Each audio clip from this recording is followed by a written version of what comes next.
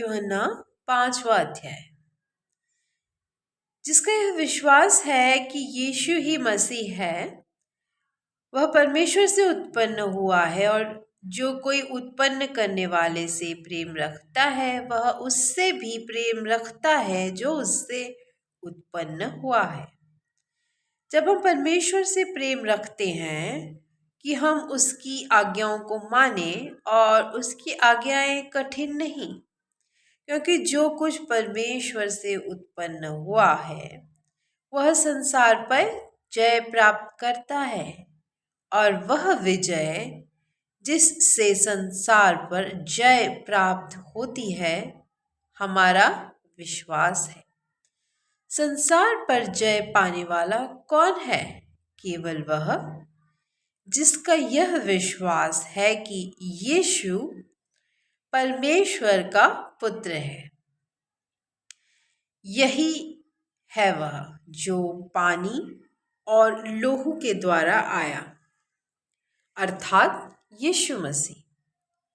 वह न केवल पानी के द्वारा वरन पानी और लोहू दोनों के द्वारा आया था, और जो गवाही देता है वह आत्मा है, क्योंकि आत्मा सत्य है।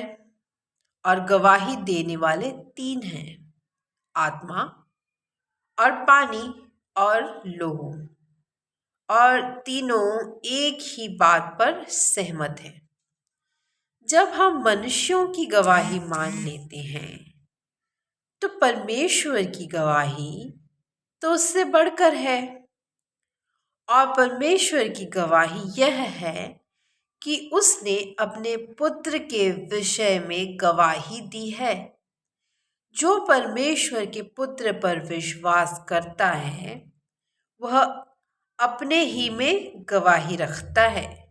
जिसने परमेश्वर की प्रतीति नहीं की उसने उसे झूठा ठहराया, क्योंकि उसने उस गवाही पर विश्वास नहीं किया जो परमेश्वर ने अपने पुत्र के विषय में दी है।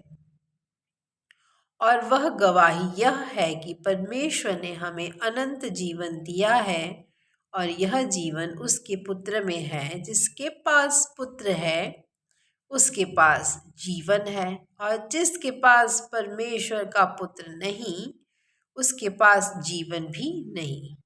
मैंने तुम्हें जो परमेश्वर के पुत्र के नाम पर विश्वास करते हो इसलिए लिखा है कि तुम जानो कि अनंत जीवन तुम्हारा है, और हमें उसके सामने जो हियाव होता है वह यह है कि यदि हम उसकी इच्छा के अनुसार कुछ मांगते हैं तो वह हमारी सुनता है।